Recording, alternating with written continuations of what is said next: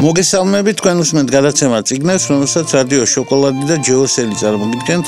გადაცემა ეთერში გადის ხოლო ხუთშაბათ საღამოს 6 საათზე, განმეორებით ამავე ღამეს 3:30-ზე, ასევე პარასკევს 1 საათზე და კვირას 12 საათზე. გადაცემების ჩანაწერების მოსმენა ასევე შეგიძლიათ რადიო შოკოლადისა და ჯეოსელის Facebook-ის გვერდებზე.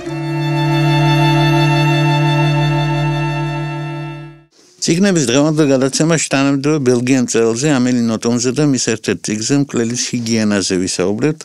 გადაცემის სტუმარი იქნება ჟურნალისტი და მწერალი ნინო თარხნიშვილი, რომელსაც საზოგადოება ასევე იცნობს ამელის ფსევდონიმით.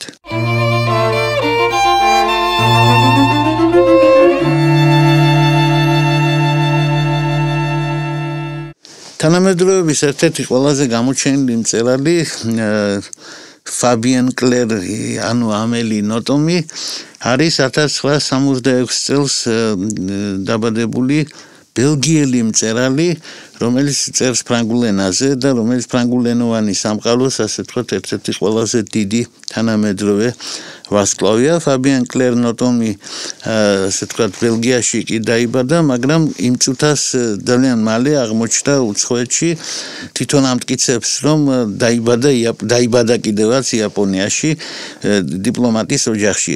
იაპონიამ ძალიან სერიოზული როლი შეასრულა მის ცხოვრებაში, მან ასევე იცხოვრა ჩინეთში, ნიუ-იორკში, ბანგლადეშში, ბირმაში, კოვენტრიში და ლაოსში, მოიარა მთელი მსოფლიო, გახდა, ასე ვთქვათ, ძალიან მცოდნე მსოფლიო წესრიგისა სხვადასხვა ტერიტორიას გაეცნო ძალიან კარგად. იმიტომ რომ დიპლომატის ოჯახში იყო და იმიტომაც რომ განათლების სისტემები ამ ქვეყნებში სხვადასხვა იყო და სხვადასხვა რამეებს სწავლობდა ხოლმე და ძალიან თავისებური, არაეკლექტიკური განათლება ჩამოუყალიბდა, რაც აისახა მის პრაქტიკაში.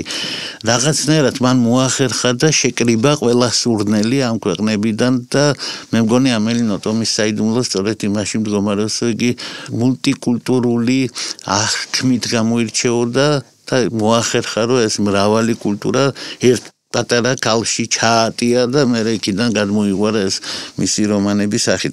და პირველი რომანი იყო სწორედ მკვლელის ჰიგიენა, იგი გამოიცა 1992 წელს.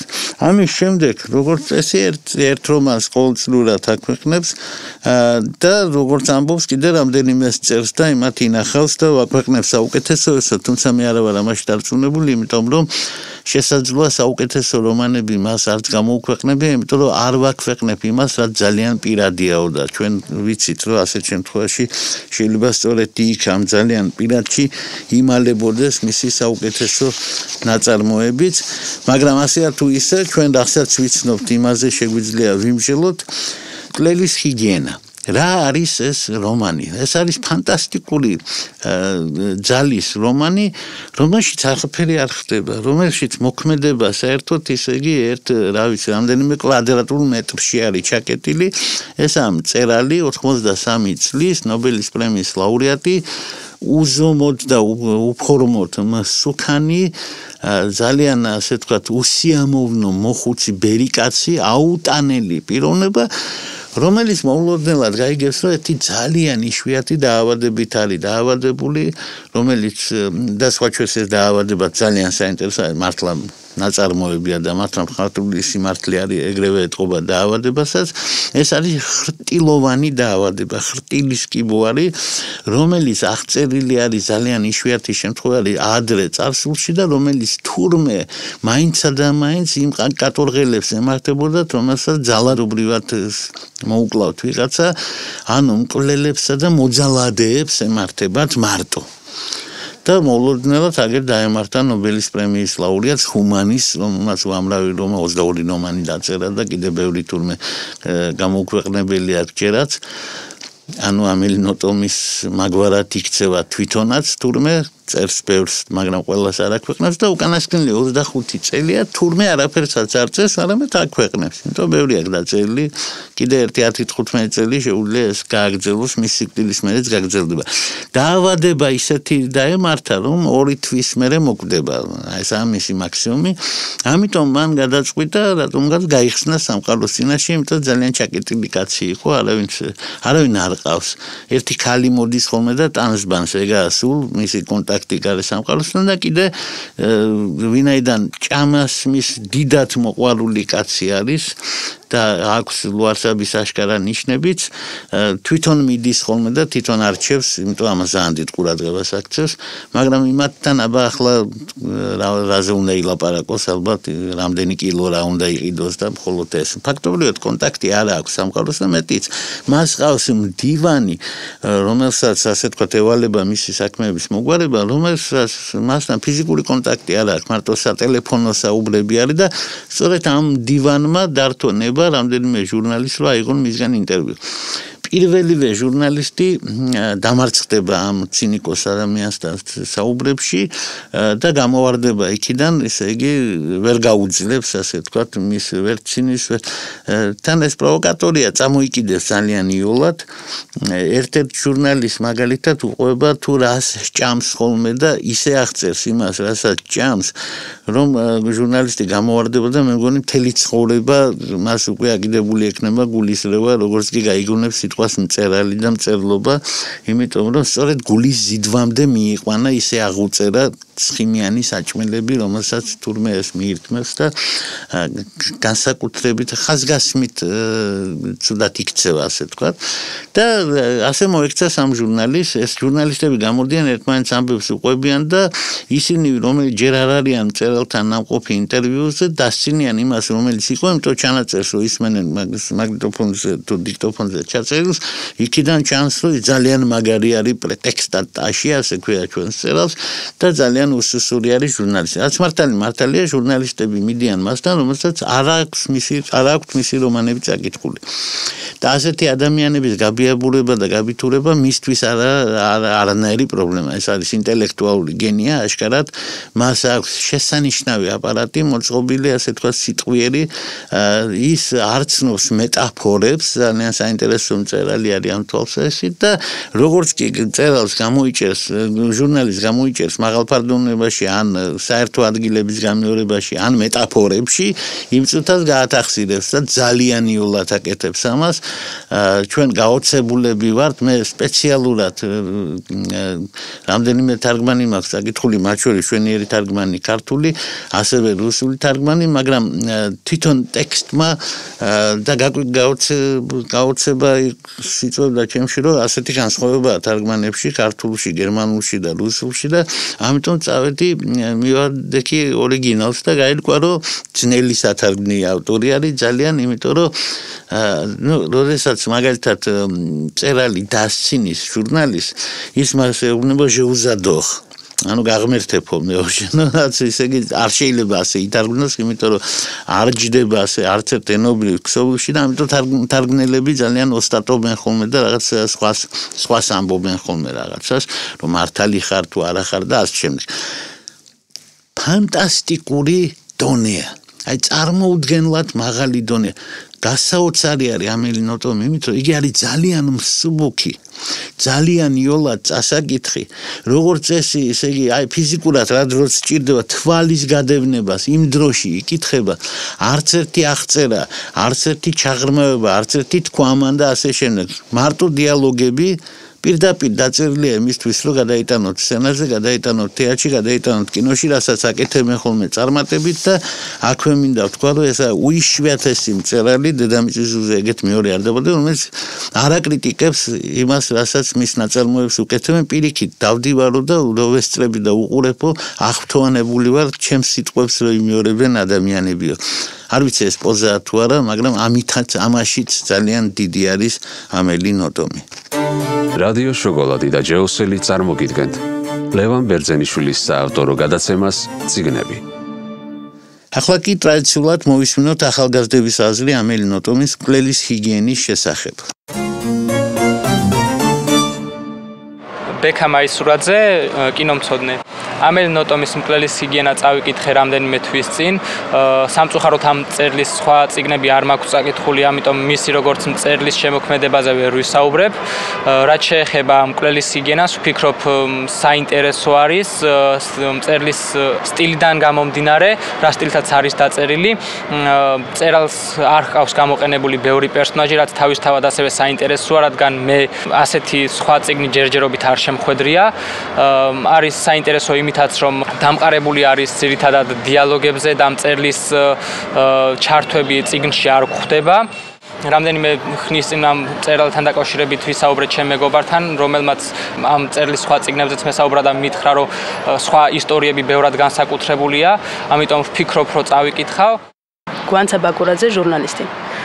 ნოტომი ცოტა დიდი ვიყავი, რომ გავიცანი პირველად ლექციაზე, ლექტორმა ახსენა, პირველი იყო მერკური, რაც წავიკითხე და დანარჩენი წიგნი იმიტომ წავიკითხე, რომ ფორმა მომეწონა ძალიან.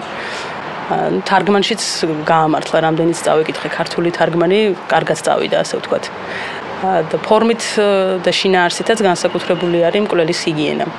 მაგრამ აქ უფრო ჩემი თავი წარმოვიდგინე, მთავარ პერსონაჟად ჩემი თავი როგორც მკითხველი, იმიტომ რომ საინტერესო აღმოჩენა იყო, როცა კითხულობ ამ დიალოგს და ეს დაძაბული რაღაც მომენტი რო არის ეს, რომ ეძიება ყველაფერში, ნუ ყველაფერი ხო წაკითხული აქვს ამ კაცის და მომზადებულია საოცრად.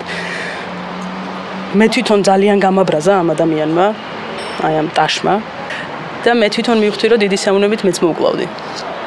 ჩვენ ხო გგონია, ნუ ხო ყოველ შემთხვევაში მე მგონია, რომ რაც მორალი და ასე შემდეგ გაკავებს, რომ რაღაც ცუდი არ გააკეთო და აღმოჩნდა, რომ მორალი არ მაკავებს. ერთადერთი რის გამო შეიძლება თავი შევიკავო ვინმეს მკვლელობისგან, ესეთ დროს, რა თქმა უნდა, არის მხოლოდ სამართალი. ეს ხო ყველაზე კარგი აღმოჩენა ამ წიგნიდან, რაც დამრჩა.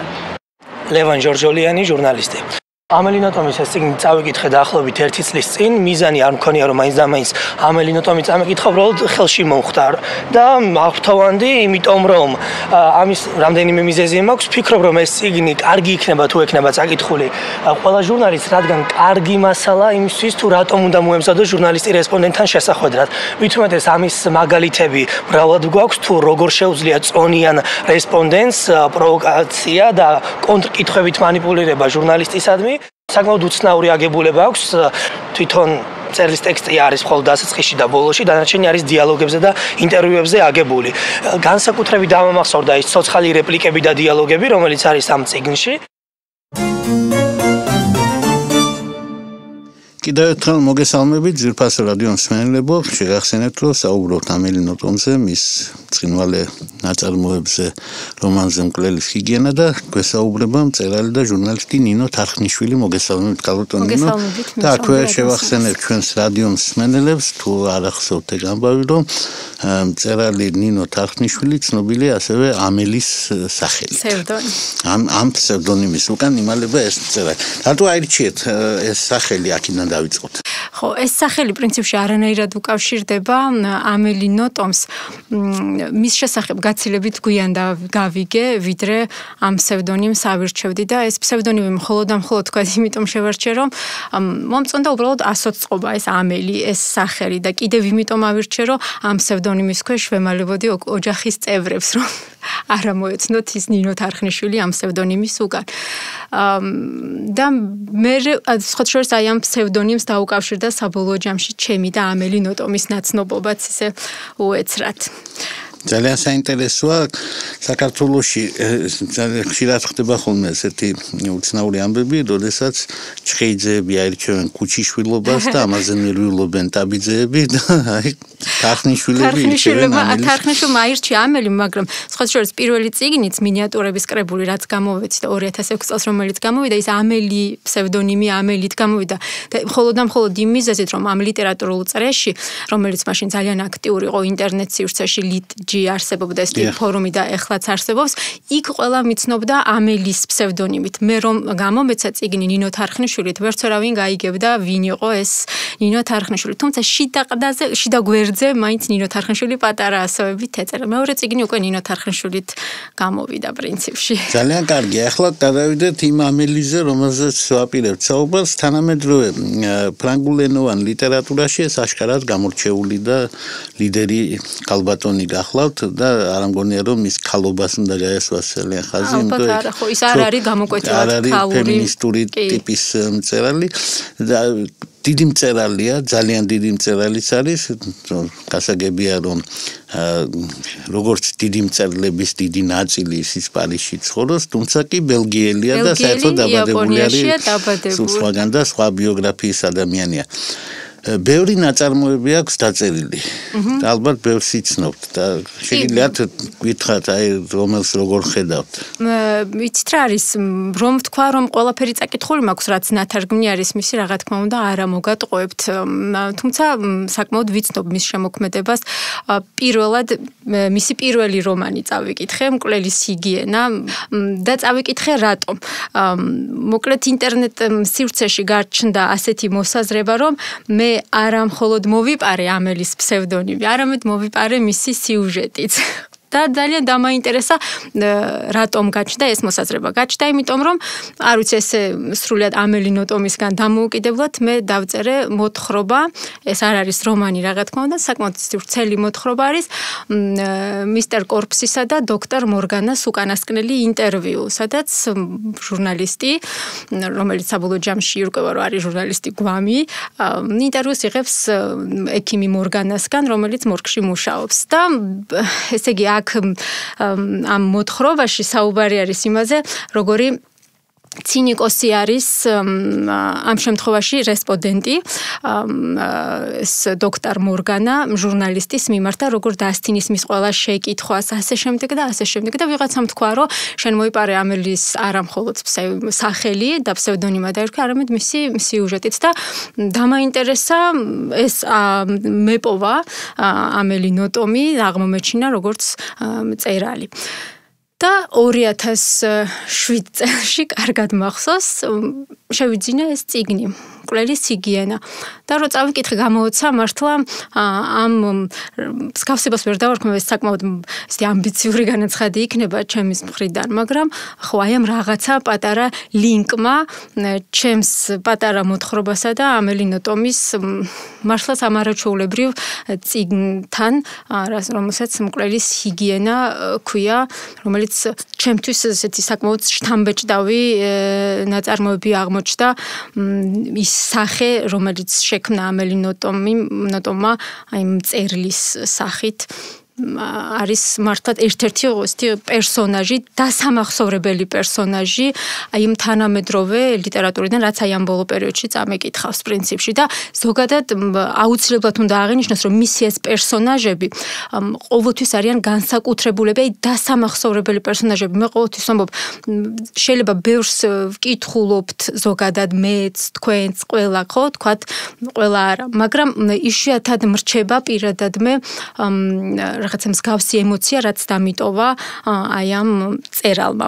ნორობის წერალი პერსონაჟი, რომელსაც ძალიან უცნაური სახელი აქვს, პრეტექსტატი ქვია და ტაში, რუსები თარგმნიან ტახად, რაც ქართულად მოუხდებოდა ალბათ ძალიან ტახი, იმიტომ რომ სუქანია ძალიან და მე როგორც ხშირად მსუქანი ადამიანი, ახლა არა, მაგრამ საერთოდ უფრო ხშირად კი ვიდრე ვგრძნობ მასთან სულიერ ნათესაობას გარკვეული გაგებით. თუმცა ნობელის პრემიაზე მხოლოდ ბავშვობაში მიფიქრე რა გაიქნებოდა მეთქი, მაგრამ ახლა გასაგებია რომ ნობელიანტი მწერალი ქართველებს არ გვყავს.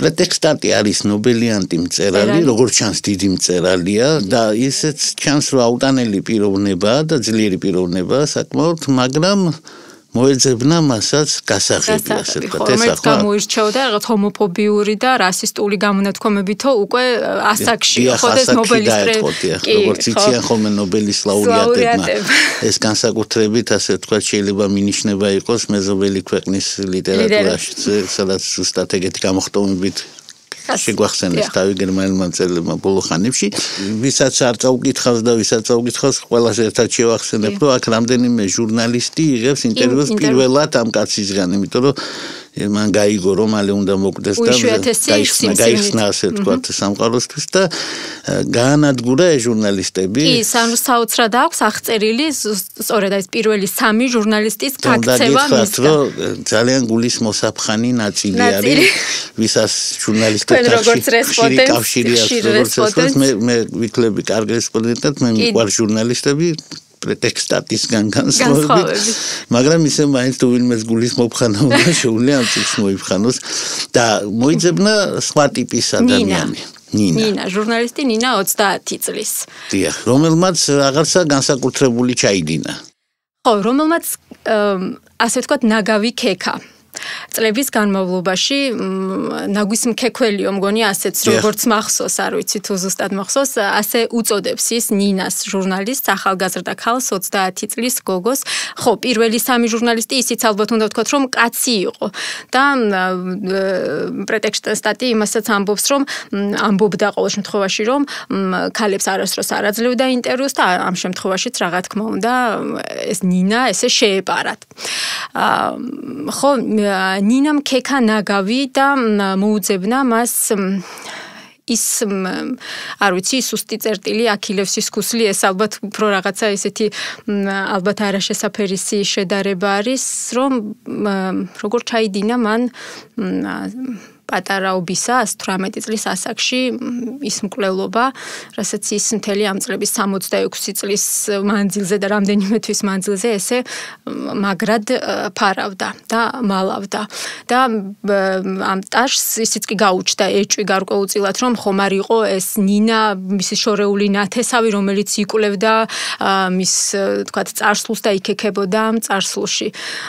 მაგრამ ჩემთვის არ ვიცი გარკვეულწილად ზოგადად ნოტომის ნაწარმოებები და ნოველები თუ რომანები მცირე ზომის რომანები გარკვეული მოულოდნელობებით სრულდება ხოლმე და აი ასეთი მოულოდნელი არის აი ამ რომანის დასასრულიც რასაც მე როგორც ჟურნალისტი ხო რაღაცნაირად შეიძლება გადამეტებულიც კი მომეჩვენა იმიტომ რომ ძალიან ბევრჯერ მქონია რესპონდენტთან ურთიერთობა ძალიან ბევრჯერ თუ კი თქვენ გაუმწარები ხართ ჟურნალისტს ბჭყალებში რა თქმა უნდა ისე მე ასევე ბჭყალებში ძალიან ხშირად გაუმწარები ვარ თქვათ რესპონდენტს ხო განა ისეთი რა უნდა ჩაიდინოს თქო რესპონდენტმა რომ შემდეგ ის სწორედ ისე მოვგუდო როგორც მან მოგუდა მწერალმა მოგუდა ღრმა ბავშვობაში თავისი საყვარელი ბიძაშვილი რომელთანაც გარკვეულწილად რაღაც ინცესტური კავშირიც ჰქონდა რომელიც საბოლოო ჯამში ბოლოსკენ უკება აი ეს ჩემთვის ცოტა მოულოდნელი იყო შეიძლება ეს დასასრული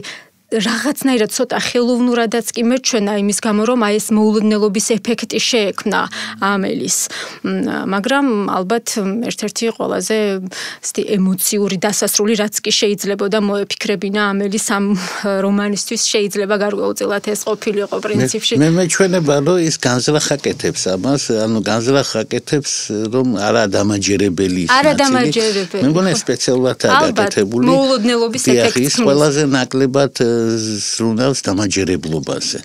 საერთოდ მის რომანებში არ აინტერესებს ეს ნაწილი, ეს ხანწერლების პრობლემა არის, როგორც ჩანს და ამილნოტომს ეს არ აინტერესებს. თვითონაც ხო ეგ არ აინტერესებს. თვითონაც ასეთი მოულოდნელი და ექსტრავაგანტულია კი. ის აუცილებლად რომელიმე შლაპით გამოჩნდება და სულიად არ დამაჯერებელი არის, რომ შავი ქუდით, შავი ანსაცმლით, წითელი პომადით ის ნამდვილად არ გავს მწერალს, რომელიც წელიწადში ერთ რომანს აქვეყნებს და ორს კიდე ინახავს. ორ-სამს ვინახავ მის სანამ თქვენთან მოვიდოდი, გადავხედე მის ინტერვიუებს ძალიან ბევრი ინტერვიუა ქვეყნდება და ძალიან დიდი ინტერესი არის ზოგადად საზოგადოების მხრიდან წამყვანი თქვათ ჟურნალების, თქვათ გაზეთების, თქვათ ჟურნალისტები წერენ რომ როდესაც ის გამოჩნდება წიგნის ფესტივალზე თუ წიგნის ბაზრობებზე მის გარშემო დგება უამრავი ხალხი, დგება გრძელი რიგი, ისინი თქვათ სთხოვენ მას ავტოგრაფებს, ხო? იღებს ათეულობით წერილს თურმე დღეში და ის ერთ-ერთ ინტერვიუში ამბობს რომ მე ვცდილობ რომ ყველა ამ წერილს მე თვითონ გავცე პასუხი, ხო? ის ერთი პერიოდი ანორექსითაც იყო დაავადებული და ისევ თუ არ ვწდები მგონი Guardians უთხრა მან რომ ერთ დღესაც მე და ჩემადამ გადავწყვიტეთ რომ ჩვენ არ გავზრდილიყავით და მოკლედ არ ვიცი ჭამა შეწყვიტეს თუ რა ქნეს ამას აღარ განავრცობს ის ყოველ შემთხვევაში მე ვერ ვნახე შეიძლება სხვა ინტერვიუში სადმე ყვება ამაზე უფრო დეტალურად და მოკლედ ეს დაავადებაც შეეყარა მაგრამ როგორც ვიცი ახლა უკვე ვთქვათ აღარ იტანჯება ამ დაავადებით და სხვათა შორის ძალიან ბევრ რომანში ის თავის თავზე წერს თავის ბიოგრაფია ანუ აი ეს მომენტიც როდესაც მან და მისმა დამ გადაწყვეტეს რომ არ გაზრდილიყვნენ და დარჩენილიყვნენ ბავშვებად არაჩვეულებრივად აქვს აღწერილი ამ თავის მკვლელის ჰიგიენაში როგორ გადაწყვეტეს ტაშმა და მისმა ლეოპარდინამ ბიძაშვილმა როგორ არ გაზრდილიყვნენ უბრალოდ ტაშმა გადაწყვიტა და ლეოპარდინაც დაითანხმა ლეოპოლდინა დაითანხმა აი ამ ავანტიურაზე თუ არ ვიცი რაზე ეს საინტერესო არის იმიტომ რომ ეხმიანება მსოფლიო მწერლობის კიდევ ერთ შედევრს იმ ბიჭზე რომელსაც არ უნდა გაზრდილიყო და რამდენიმე ასეთი და მოგეხსენებათ ინგლისურ ლიტერატურაშიც არის გერმანულ ლიტერატურაშიც არის ყველა საინტერესო ის არის რომ ქალბატონმა ნოტომმა თავისი თვისება ეს თვისება რომ რომანები წეროს და რამდენიმე შეინახოს აჩუქა თავის საკმაოდ არც ისე სასიამოვნო პერსონაჟს რომელსაც ნობელის პრემიაც მიანიჭა ასე ვთქვათ ისიც ასე იქცევა და ისიც ინახავს უჯრაში შენახულებს ბეჭდავს უკანასკნელი 25 წელი არაფერი დაუწერია და ყოველწლიურად თითო რომანს გამოსცემს და ეუბნება შენ ერთ-ერთ ჟურნალისტს ეუბნება რომ კიდევ 10 წელი ჩემი მდივანი ასე გამოიღებს უჯრიდან ჩემს რომანებს და აქვეყნებს და აქვეყნებს საინტერესო ამ რომანებს შორის ერთი არის რომელიც არის სპეციალურად დაუსრულებელი მკვლელის ჰიგიენა დიახ სწორედ ამ სათაურის რომანი რომელშიც პირდაპირ არის აღწერილი ის ყველაფერი რაც გააკეთა მაგრამ ის დარწმუნებულია რომ მას არ კითხულობენ. მას არ კითხულობენ, დარწმუნებულია რომ მას არ კითხულობენ, პრინციპში გამოიჭირა კიდეც, ხო, ეს პირველი სამი ჟურნალისტი, რომლებსაც არც ერთი მისი ნაწარმოები არ აქვს წაკითხული.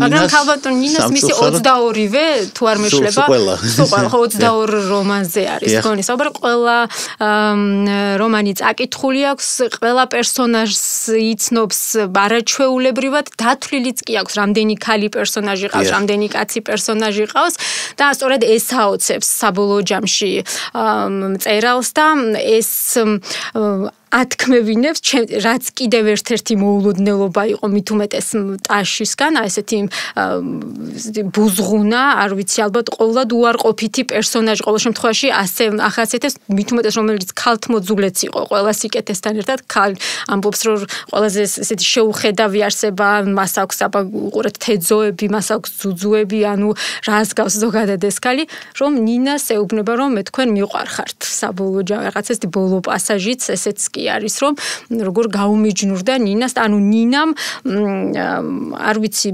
აი ჩემთვის ყოველ შემთხვევაში ესეც აი ეს პასაჟიც ერთგვარი მოულოდნელობა იყო აი ამ რომანიდან რომ არ ვიცი ესეთმა მწერალმა ბუზღუნა კაცმა უпростоრეთ მოხუცმა 83 წლის მოხუცმა როგორ აუხსნა სიყვარული ჟურნალისტს რომლებიც ეს ჟურნალისტებიც როგორ ძულს და თან ქალს როგორ გამოუტყდა სიყვარულში ისეთი შოკის მომგვრელი სხვა რამებიც არის ის მაგალითად ამტკიცებს რომ ნობელის პრემია მარტო იმ მწერლებსაც რომელსაც მკვლელები არიან და იქ აქ გულისხმობა რაღაც მეტაფორული კი ხო პირდაპირ ასახელებს ხო ცნობილ ჰემინგუეისაც კი ასახელებს ხო თუ სწორად მახსოვს აღარ მახსოვს ხო და ანუ რაც ძალიან საინტერესოს და დინამიურს ხდის, ხო, აი ამ რომანს დიალოგის რეჟიმი, ანუ აქ არს ვერსად ვერ თითქმის ვერსად ვერ წააწყდებით მონოლოგს, რაც ძალიან ხშირად თუ ძალიან ისეთი ოსტატი არ არის მწერალი, ხო? ეს როდესაც მონოლოგს ვკითხულობთ, შეიძლება ის გარკვეულწილად მოსაბეზრებელიც კი გახდეს მკითხველისთვის და აი ამ ამელის ამ შემთხვევაში აქვს ესეთი, არ ვიცი, მეთოდი და ხრიკი, რომ რაღაც ესეთი ძალიან დინამიური დიალოგებით, წყალივით გაკითხებს ნაწარმოებს. ეს მხოლოდ მკვლელის ჰიგიენას არ ეხება, მისი სხვა რომანებიც გამოირჩევიან აი ამ სტილით და აი ამას ერთ-ერთი დიალოგის დროს ხო ისინი კამათობენ როგორ რანაირად შეიძლება და ჰემინგუეი მხოლოდ მკვლელი ყოფილიყო ხო, მაგრამ ეს ტაში უმტკიცებს რომ დიახ ყველა ნობელის პრემია როგორც თქვენ ახსენეთ ხო, პრემიის მფლობელი მწერალი ისინი მართლაც მკვლელები იყვნენ. ნუ ეს უკვე რაღაცა ალბათ ფსიქოში გადასული რაღაცა მოხუცის ახირებები არის, რომ გააგიჟოს ასე თქვა ჟურნალისტი, ამოაგოს ხო რაღაც. მე წარმომიდგენი ახლა ჰემინგუეი ომში ნამყოფი კაცია და კაცის მომკლავს და ყველაფერი მისგან არა გასაკვირი, მაგრამ მაგალითად ახლა რაბინდრანათ თაგორი როგორც მკვლელიც და მიჭირს წარმოვიდგინოთ ოდნავ ჰერმან ჰესე რაღაცნაირად ხო. მაგრამ იმას საერთოდ ომიც ეზიზღებოდა ყველაფერთან ერთად.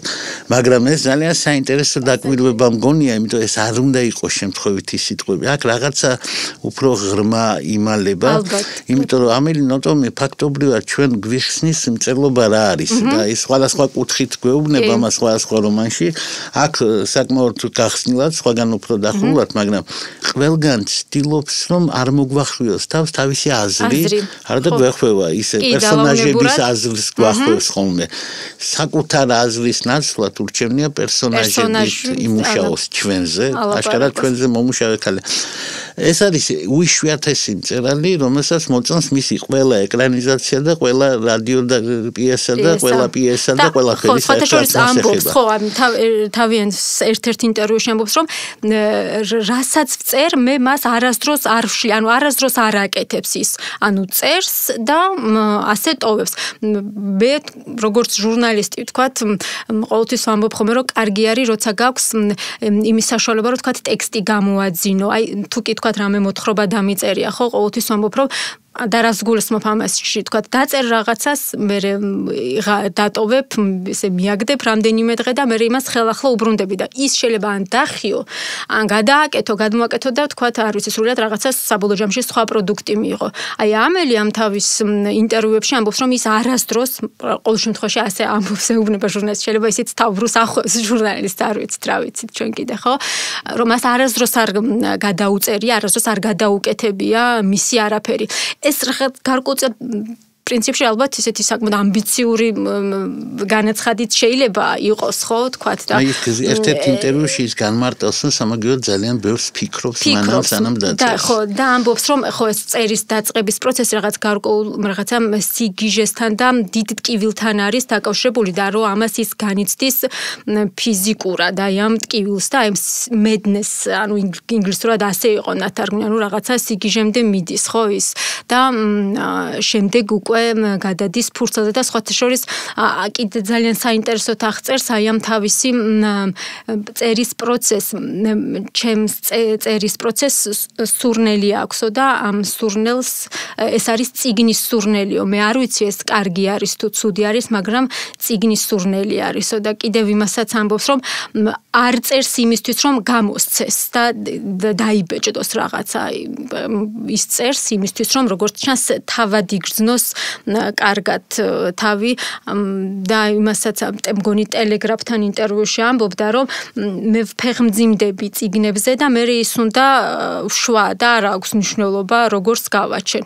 მაგრამ მაინც როგორც ჩანს აქვს მნიშვნელობა როგორც გააჩენს, იმიტომ რომ როგორც თქვენ აღნიშნეთ, წელიწადში დაახლოებით 3-4 რომანს წერს და აქედან მხოლოდ 1-ს ამზეურებს. მადლობა უნდა უთხრათ, რომ იგი ინახავს. თუ ისე იქცევა როგორც მისი პერსონაჟი პრეტექსტატი, ის საუკეთესოს აქვეყნებს. საუკეთესოს აქვეყნებს, რომ დანარჩენზე ამბობს, რომ ის ძალიან პირადული არის. არ ვიცი, შეიძლება ის უბრალოდ, არ ვიცი, ჩანაწერებს აკეთებს თუ შესაძლოა იქ ის უფრო დიდი შედევრებია, მაგრამ შედევრებიდებს, ხო, ნუ კაცმა არის, ხო, მე გავიგებთ, ხო, როცა ის გადაწყვეტს, რომ გამოამზეუროს თუ გადაწყვეტს. ძალიან საინტერესოა ამელი ნოტომს ქართველი მკითხველია, ასე თქვათ, იცნობს მისი სხვა რომანითაც. მე გულისხმობ აი ეს რო თარგმნიან ხოლმე მისაკ ორგვარად ითარგმნება. გრძალვით და ცახცახით და თოვლით, შიშით და მოკლედ იმ რომანით, რომელშიც მან მსოფლიოს ხელახლა გააცნო იაპონია დანახული ევროპელის თვალით და ნუ იაპონია ძალიან საინტერესოდ გადაიშალა თვალწინ, მაგრამ მიუხედავად იმისა, რომ ის რომანი შესაძლოა უფრო პოპულარულიც არის მსოფლიოში ვიდრე თუნდაც მკვლელის ჰიგიენა, მე ვფიქრობ რაღაც ეს ასეთი მწერალია რომ სისუფთავეს წერის სისუფთავეს მნიშვნელობას ანიჭებს პირველი რომანი ალბათ მაინც ყველაზე მნიშვნელოვანი გამოვიდა ის ხო შემოქმედებაში კი შეიძლება ეს ჩაითვალოს ისიც ავტობიოგრაფიული არის როგორც მახსოვს სამწუხაროდ ესეც რამდენიმე წლის წინ წავიკითხე და ისეთი დეტალები სამწუხაროდ აღარ მახსოვს ამ რომანისა მაგრამ ხო ის წერს იმ პერიოდს როდესაც ტოკიოში მუშაობდა ის ერთ-ერთ რიგით დიახ ხო აღწერს იმ პერიოდს და ხო ისედაც ტრაგედია და ტოკიოში კიდე ეს ხო ნუ იაპონიაში იაპონელებს და ცუდად არ გამიგებს არავინ პირიქით რაღაცა ყოველად ესეთი პოზიტიური გაგებით ვამბობ უცხო პლანეტელებს ვეძახი მათ იმიტომ რომ ისინი რაღაცა სხვა სამყაროში და სხვა არ ვიცი გარემოში ცხოვრობენ და მათთან მუშაობა ძნელია ალბათ ხო ამ რომანის მიხედვით კი და პრინციპში არც იყო ჩემთვის გასაკვირი და ალბათ არც არავისთვის არ იქნებოდა გასაკვირი რომ მას ამაზე დაეწერა რადგან როგორც ვიცით ის ტოკიოში იაპონიაში დაიბადა არ ვიცი ტოკიოში თუ სად მაგრამ ნუ იაპონიაში დაიბადა და იქ იზრდებოდა ხო ხუთლამდე ტოკიოში რახან დიპლომატიის ოჯახში იყო გასაგებია ბევრი იმოგზაურა სხვათა შორის მან და მე მგონია რომ პრინციპში ალბათ ესეც არის ერთ-ერთი განსაზღვრელი მისი ესეთი ამ ასაკში მისი ასეთი ბევრი მოგზაურობა განსაზღვრელი იმისა რომ ის ასეთი მრავალფეროვანი არის არც ერთ წიგნში არ მეორდება მიუხედავად იმისა რომ თქვენც ახსენეთ ხო და თვითონაც ამბობს რომ ის ძალიან ბევრს თავის ბიოგრაფიულ ნაწილებს დებს თავის რომანებში და წიგნებში მე მაინც ვთვლი რომ ის არსად არ მეორდება ალბათ ყველა წიგნში რაღაცა თავის ერთ თვისებას დებს და ეს თვისებები მას ძალიან ბევრი აქვს პრინციპში როგორც ყველა ადამიანს მაგრამ მას აქვს ნიჭი თქვათ ეს თვისებები ისე მოგვიყიდოს და რაღაცა არ ვიცი შემოგვაჩეჩოს როგორც მას უნდა ასე მრავალფეროვნად და ძალიან დიდი მადლობა მინდა გითხრათ იმიტომ ბოლოს თქვენ ფაქტობრივად რეცეპტი მიეცით იმათ ვინც წერას აპირებს დიდი მადლობა ჩვენ გვესაუბრებოდა მწერალი და ჟურნალისტი ნინო თარხნიშვილი ჩვენ საუბრობთ ამელი ნოტომის მკვლელის ჰიგიენაზე რადიო შოკოლადი და ჯეოსელი წარმოგიდგენთ ლევან ბერძენიშვილის საავტორო გადაცემას წიგნები დასკვნის სახით ვიტყვი რომ ამელი ნოტომი რა თქმა უნდა ძალიან მრავალფეროვანი და უხვი მწერალია, ბევრი დაწერა და ბევრზე დაწერა, ბევრ რამეზე დაწერა, მაგრამ მე მინდა ჩვენმა მკითხველმა იცოდეს. თანამედროვე ლიტერატურა ძალიან ღარიბი იქნებოდა ამელი ნოტომი რო არ ყოფილიყო, იმიტომ რომ არიან წერლები, რომლებიც წერენ სულისი ღრმეებს, არიან წერლები, რომლებიც გვაკვირვებენ წერის ტექნიკით, არიან წერლები, რომლებიც გვაკვირვებენ იმით, რომ შეუძლიათ თავის საკუთარი პერსონაჟები მიატოვონ რაღაც საშინელ გამოუცნობ მდგომარეობაში და მშვენიერი წერლები არიან წერლები, რომლებიც გველაპარაკებენ იმაზე თუ როგორ და რანაირად ჩამოყალიბდა ის სამყარო, რომელშიც ცხოვრობ და რა გველის და ასე შემდეგ დააშენე. აი, ბევრნაირი მწერალია. ხოლო ამელი ნოტომი არის მწერალი, რომელსაც თავიდან ბოლომდე ვყავართ თავის ტყვეობაში. აბსოლუტურად არაფერი ჩვენგან არ უნდა, ესე იგი და ამ სამყაროდან არაფერი არ მიაქვს. მარტო მოაქვს. ამელი ნოტომი არის, ასე ვთქვათ, აგურის დამდები მწერალი. თუ შეიძლება ითქვას, იგი თითოეული რომანით აშენებს ახალ სამყაროს, რომელზეც ჩვენ წარმოდგენა არ გვაქვს. ამიტომ მე ასეთი მწერალი არ მეგულება, საერთოდ ასეთი უხვი იმ თვალსაზრისით, რომ მისი ერთი რომანიდან შეიძლებოდა ალბათ 50 რომანის გაკეთება. არადა ის წერს და წერს ამ რომანეს, მე არ ვიცი საიდან მოდის ასეთი გამოგონებლური გენია, როგორი არის, წარმოუდგენელი არის, რომ მისი არც ერთი ნაწარმოები ერთმანეთს არ გავს. და სრულიად უცნაურია, რომ ხელწერა ისეთი არის, რომ ნებისმიერ შემთხვევაში მას ცნობ, რომ ეს ამელი ნოტომი იქნება, მაგრამ იმით კი არა, რომ ასეთი რამ უთქვამს და სხვა. მას არ აქვს ასე ვთქვათ პარალელური ადგილები. აი ბიბლიის გამოცემა ხო გვინახავს, რომ ეს არის პარალელური ადგილები და მე შემიძლია მსოფლიო ლიტერატურის ნებისმიერი ნაწარმოები ავიღოთ და მილიონი პარალელური ადგილი მივუთითო.